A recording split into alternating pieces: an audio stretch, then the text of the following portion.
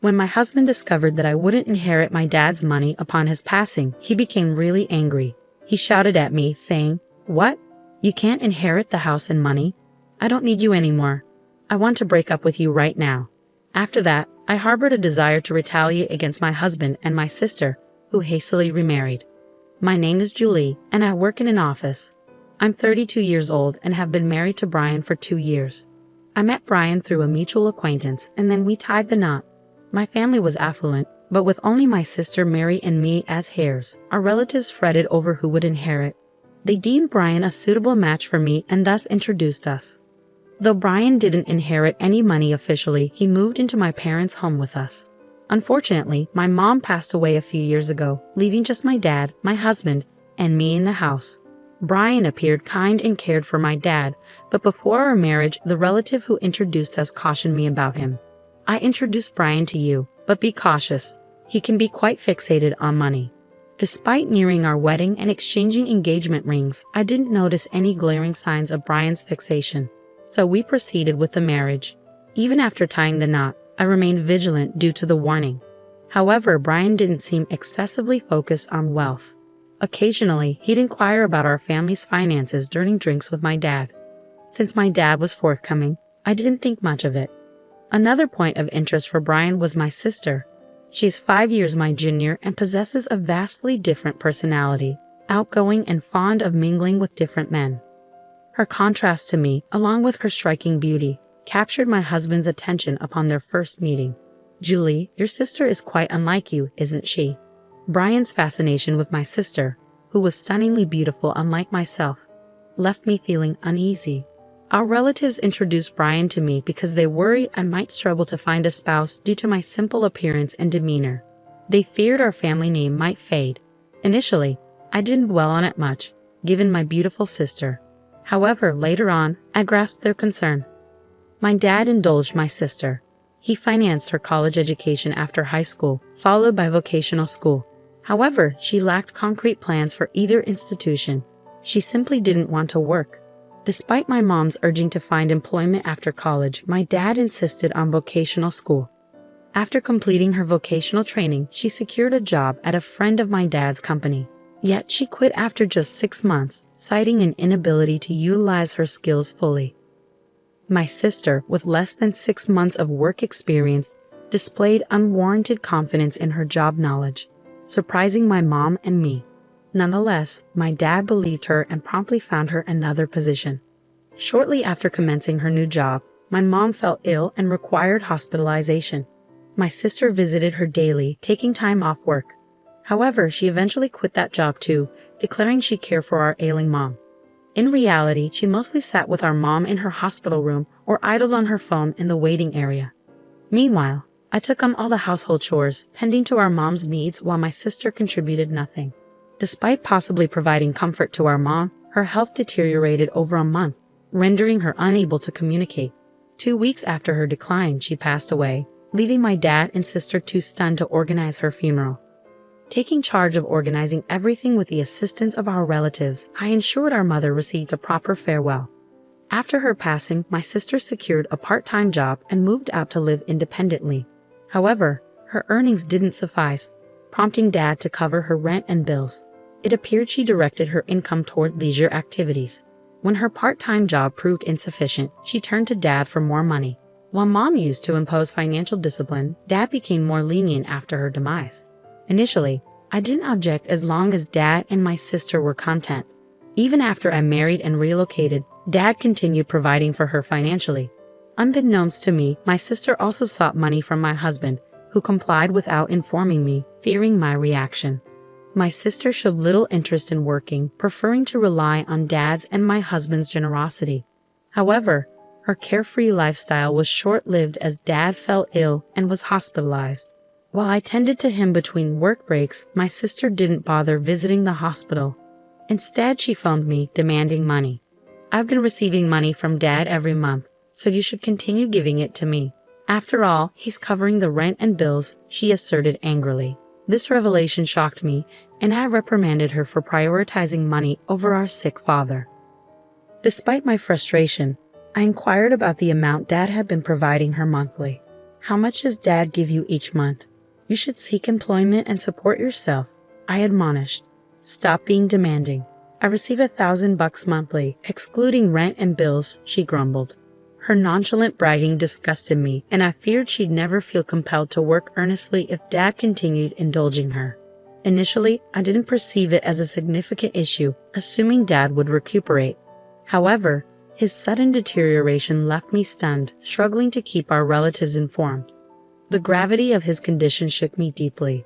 Amidst this turmoil, I yearned for my husband's support, but he scarcely visited the hospital, citing work commitments. When he did come, he posed inappropriate questions like, "Your dad must have substantial savings, right? And since you and your sister are the only heirs, will the inheritance be evenly split?" His fixation on money left me speechless, and I finally comprehended our relative's warnings about his obsession. When my sister received a call, I informed her of Dad's critical state, but her concern was solely for her financial stability. "Ensure you continue my monthly allowance. I can't manage without it," she abruptly concluded. Anger surged within me at her response, compounded by the faint sound of a male voice in the background, triggering a sense of foreboding. About a month later, Dad passed away, with neither my sister nor my husband present in his final moments. Having experienced my mother's funeral previously, I understood the emotional toll of organizing such arrangements. Despite this, my sister and husband offered no assistance, with my sister not even attending the funeral. Though my husband attended briefly, he departed early, citing work commitments. The relative who introduced us noticed his absence and inquired about it. "Where's your husband?" "It's not ideal for the main mourner to be absent," the relative remarked. Forced to maintain composure, I offered a forced smile and replied, "He's occupied with work, so he had to leave." The relative sighed in response, mirroring my own sentiments. Following the funeral's conclusion, as I attempted to unwind, my husband smirked and queried, "So how much did you inherit? Even if you split it, you'll still receive a substantial sum, right?" Remembering the forewarnings from our relatives, it dawned on me that my husband was solely fixated on my father's wealth. Disappointed by his true intentions, I avoided giving him a direct response. "I'm not sure yet. My sister seems to be inheriting everything, and I might not receive anything. We haven't consulted the lawyer yet, and I'm still processing everything since the funeral just concluded," I stated, attempting to downplay the situation. My husband's expression lit up with eagerness as he discussed the inheritance, which infuriated me. Suppressing the urge to laugh out of frustration, I responded, "I don't know. It seems I might not receive anything, and frankly, your excitement over it is quite exasperating." Taking my words seriously, he exploded, "What? You're not inheriting anything. I don't want you anymore.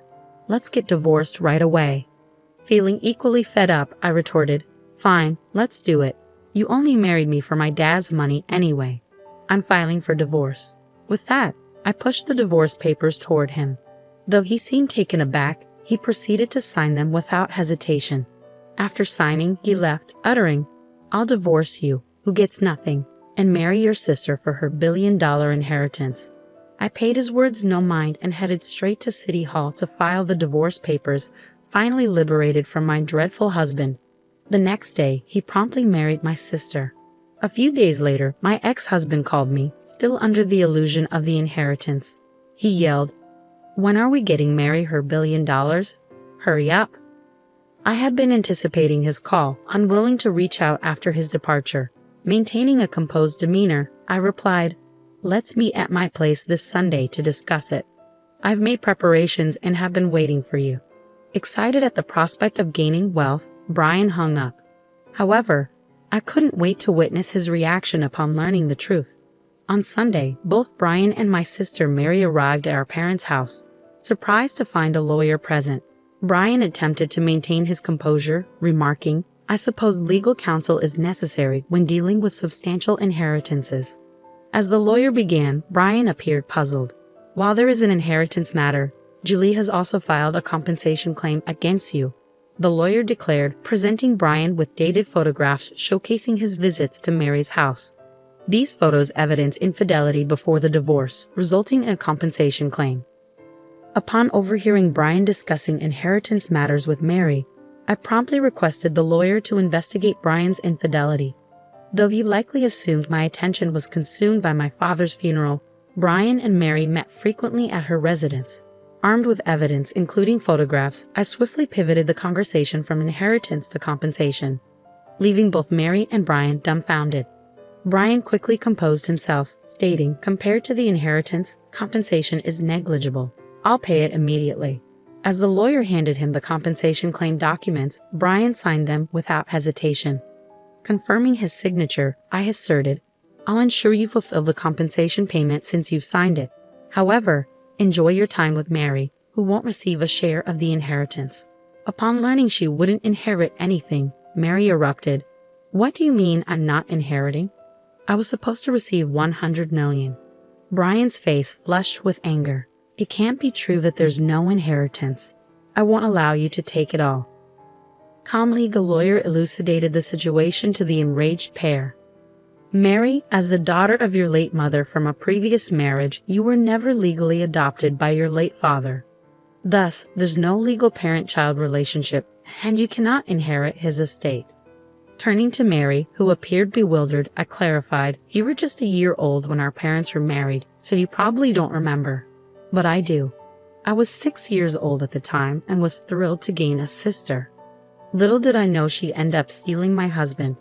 Our parents, facing challenges with us kids, sought mediation to remarry. Mom treated me as her own, and Dad cared for Mary. Perhaps he spoiled her because she wasn't his biological child, and he wanted to be extra cautious. Our parents each brought a child from their previous marriages into the remarriage. Mom, whom some relatives suspected married Dad for his wealth, refused to legally adopt Mary. Relatives often suggested suitors to me, knowing I was the only one eligible for Dad's inheritance. Had they borne a child together, it might have complicated matters, but they didn't. Perhaps they chose not to have children to avoid future inheritance disputes. It's now evident that Dad continued supporting my sister financially even into adulthood because he couldn't legally pass on his inheritance to her. Though not legally recognized as my mom's daughter due to the lack of adoption, it never affected our familial bond. Apparently, our parents never disclosed their remarriages to my sister, and she learned the truth only recently. My ex-husband's complexion shifted from red to pale as the reality sunk in. After signing the documents and being instructed to pay damages for his false expectations of inheriting from my sister, he asked me with a defeated tone, "Was it all a lie? About my sister inheriting $10 billion while I get nothing?" Struggling to suppress my amusement, I responded, "Certainly, it was a fabrication. It was my way of retaliating for your infidelity. Besides, Dad's inheritance wasn't anywhere near $10 million. Even our affluent father didn't have that much to bequeath." My previously silent sister suddenly exclaimed, "I've made countless plans based on Dad's inheritance. What will happen now? Will you look after me, big sister?" I reassured my anxious sister, "You have a supportive husband now, don't you? You won't require that money anymore. Let Brian take care of you." My sister cast a glance at my ex-husband, who appeared pale and shook his head. "I've also made purchases expecting the inheritance, so I can't support you either. Besides, I have to compensate for damages, so I'm barely managing myself." As I concluded, my ex-husband dropped to his knees in front of me, pleading, "Julie, I'm truly sorry. It was all my fault. Can you forgive me and take me back?" The lawyer, observing the scene, chuckled as he prepared to depart. His earlier arrogance had vanished, and his kneeling form seemed rather ludicrous. Following our conversation, my ex-husband and sister departed with dejected expressions, proceeding to divorce soon after. My ex-husband, who had remarried in anticipation of inheriting my sister's assets, lost interest in her upon learning she wouldn't receive the inheritance. Unable to support my sister due to the damages he owed me, we agreed he would make payments from his monthly salary since he had no assets. The lawyer proposed this arrangement to ensure I received compensation without missing out. Deprived of our father's support, my sister grappled with financial difficulties, toiling in a part-time job every day. Unfortunately, she couldn't manage her debts and eventually filed for bankruptcy. Ultimately, she had to vacate her apartment, and her whereabouts remain unknown. While our father's support stemmed from love, he may have indulged my sister excessively, hindering her ability to take work seriously. Later, a relative attempted to arrange another marriage prospect for me, but I declined. I refused to settle for someone resembling my ex-husband. This time, I'm determined to find a compatible partner on my own terms, continuing to reside solo in our childhood home.